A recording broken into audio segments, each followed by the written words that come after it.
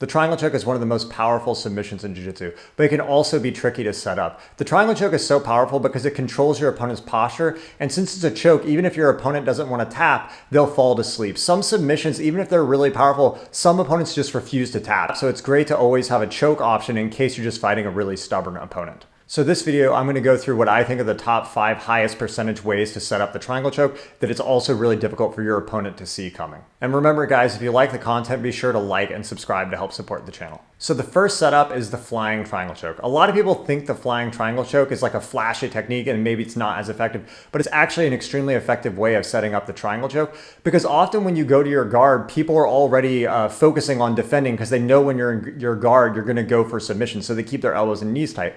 But when you're standing, people often extend their arms, they're focused on the takedown, so it makes it easier to bridge the gap between that elbow-knee space to go for the submission. A really popular competitor, Edwin Najmi, coming up to the ranks, caught almost everyone in a flying triangle choke. And when he first came onto the scene, it was just a submission that a lot of people had forgotten about, and it's so effective because it's so unpredictable and so hard to see coming when you're standing. So the flying triangle is so effective because often when you fall to the guard, guys start pulling their elbows tight and defending, right? They don't overreach because they're worried about submissions.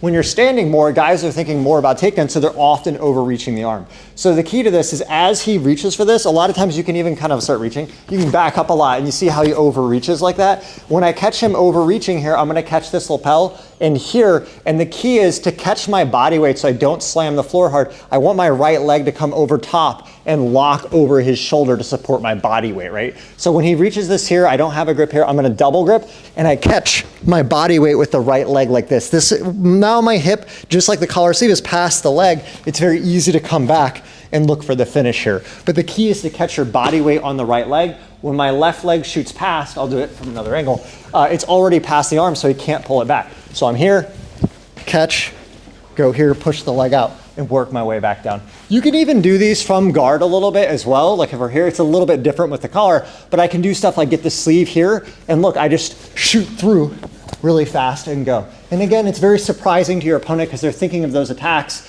when they're in the guard, but when you have that distance, they tend to overreach and expose it. Next is the collar sleeve triangle choke. The collar sleeve triangle choke setup is so powerful because you're already controlling your opponent's posture with the collar grip. And since you have the sleeve grip, it's very easy to disconnect your opponent's elbow knee space by pulling on the sleeve to set up the choke. In addition, the collar sleeve is extremely easy to get to. There's a lot of powerful guards in Jiu Jitsu, but they require a lot of setup. Collar sleeve is probably the easiest guard to set up because all you need to do to get to the position is achieve one sleeve grip or one collar grip, and then the next grip comes very fast after. And once you achieve those grips, there's multiple attacks you can set up, and the triangle choke, it's almost like a jab from there. It's so easy to hit. So this one's one of my favorites and it's so hard to stop. So I get the collar sleeve here and I'm gonna try to get my heel on the hip. There's a lot of different variations of this. I could have a daily heel hook, a lasso, but this one with the foot on the hip is super easy. So I get the foot on the hip, I have this sleeve here. Often the guy will have his elbow kind of tight, but what I do is I don't have much tension in my arm when I'm holding the sleeve, right? I'm not pulling tight. That makes him kind of have a false sense of security. So when I surprise pull my elbow, it's hard for him to predict that. What I'm gonna do then is as I pull, I'm gonna shoot my hip up and I wanna get my hip behind his tricep. Once my hip is behind his tricep, pull your elbow back, he can't pull it back because my leg is past the position, right? So from here, I move around. If he's holding the pant leg here, I can't go that way a little bit. If he's holding the pant leg here, I can't shoot the triangle, right? But the thing is, to get out of this position, he always has to let go to try to pummel my leg, pummel it, right? Like this, I'm gonna keep it active. Here, I lift up, lock in, and I can slide back. The next one is one of my personal favorites, which is the double sleeve triangle or deep lasso triangle. So the double sleeve guard is extremely hard to get out of. It's very easy to control. And also it's very easy to disconnect the elbow knee space for the triangle choke because you're controlling the sleeves and you can rip on it. One thing I like about this submission is it's so hard to detect coming. Sometimes when you do the collar sleeve and you have a good collar grip on your opponent, they'll feel kind of the pressure coming because you're pulling on the collar, so they get defensive. With the double sleeve, people don't really feel this attack coming, and suddenly you rip on the elbows and shoot your hip up and hit it really quick. It's so unpredictable. Felipe Andrew recently has used a lot to submit a lot of high-level competitors, as has Shane Jamil. In fact, Felipe Andrew even used this no-gi controlling the wrist. So when you really master this technique, it is extremely dangerous and hard to predict. So the double sleeve lasso triangle can be set up a few different ways. The most basic one is if I just have like a shallow lasso in the double sleeve here, I stop him from grabbing my pant leg. If he has it, maybe I'll break the grip. I come back, I use my palm, and I'm just gonna lift my hips. I don't step off the bicep. I shoot my hip up, push the arm across, and finish. Another variation of this that's really powerful is from a deep lasso. So maybe I'm fighting someone who's on both knees, go to both knees, right, like this, and they're kind of tighter, so sometimes that's tough. So I use this deep lasso, which is really powerful for breaking their grip on the lapel or the belt. It allows me to get a lot of distance, and the more distance I get, the more that gap between his elbow and knee opens up, right? So from here, maybe he looks for the pants, I'll try to deny that, and I get the sleeve, and again, I extend the spider hook here, and I try to use my palm to prevent him from grabbing, and as I unlasso, I can shoot the hip up and go for the finish here. One other really nice variation, stand up. You can do the same one from standing. I go here, I push and shoot. Another really good one is if the guy's really defending well on the side with the elbow tight, is I'll break past the body, I lasso on the other side, come through, and often this back space is open. I shoot my hip up, push the arm across, and finish there. So another classic but super powerful setup is the overhook triangle from close guard. So once you isolate one arm, it's super hard for your opponent to get out.